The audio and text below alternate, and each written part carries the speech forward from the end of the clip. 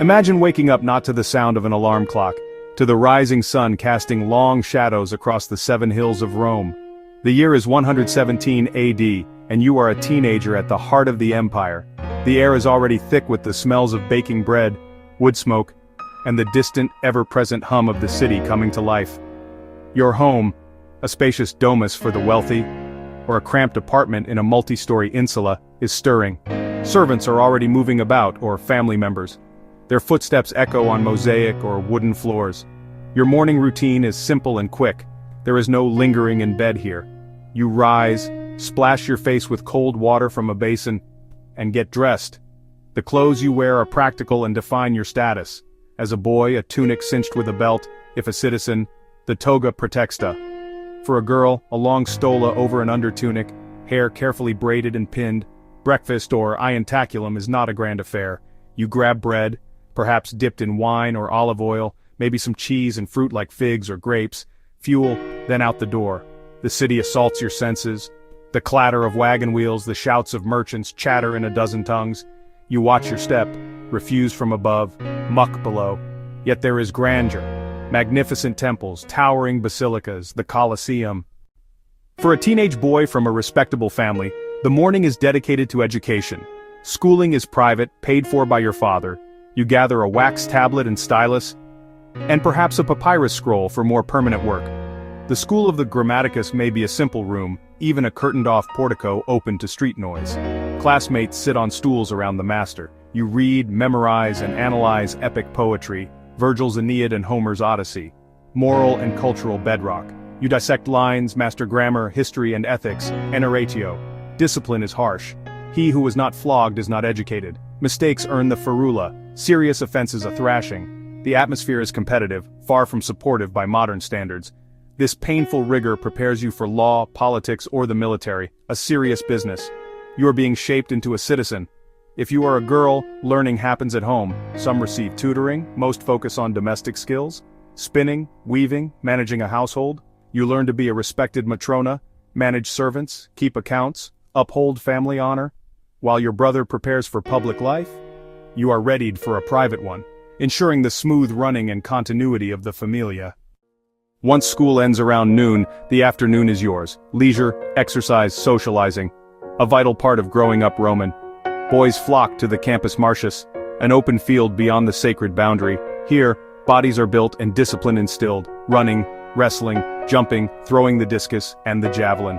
In quiet porticos you play latrunculi, strategy like chess, or knucklebones, tali, ankle-bones like dice. Games offer relaxation, banter, and friendly competition away from strict eyes. Friendships here can last a lifetime. Highlight of the day, the public baths, sprawling social centers. You move through the warm tepidarium, the hot caldarium, and plunge into the cold frigidarium. Between rooms, a massage, a chat with friends, even business. All classes mingle, teens stick together. For girls, free time stays at home. Music on the lyre or flute, continued weaving, dolls of wood, cloth, even ivory, visiting trusted households, quiet domestic pursuits reinforcing expected virtues. In late afternoon you re-enter the world of the familia, broader than a nuclear family, all under the paterfamilias, your father, holder of patria potestas. He could arrange your marriage, decide your career, in theory even sell or condemn, in practice tempered by custom and affection, but its existence shapes every aspect of your life. As a son, your duty is obedience and honor.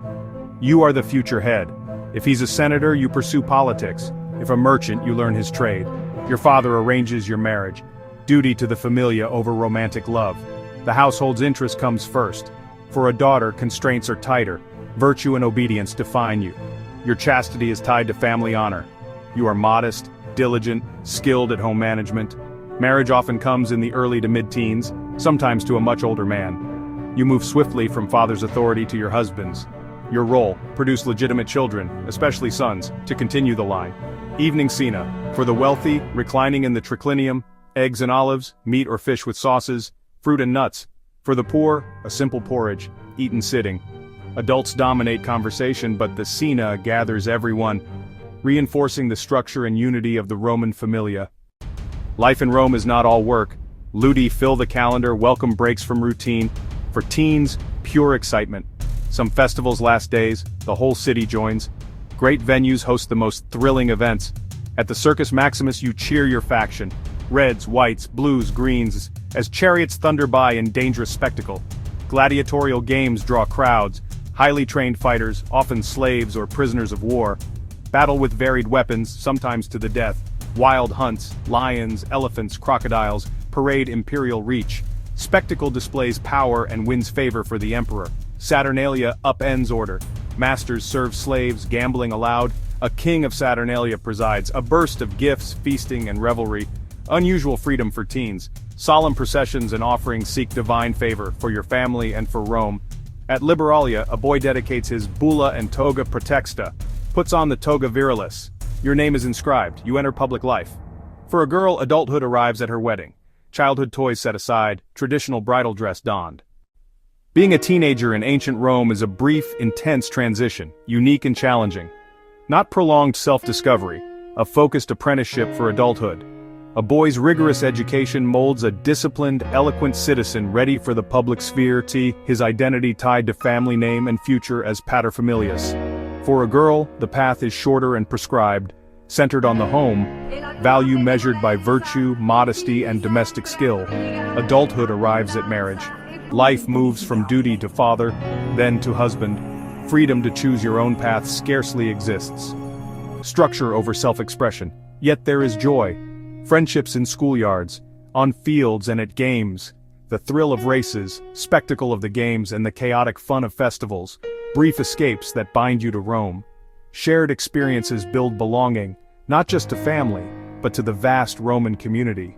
You feel the empire's pulse in the streets around you. What sets Roman youth apart is the accelerated path to adulthood, the immense weight of duty.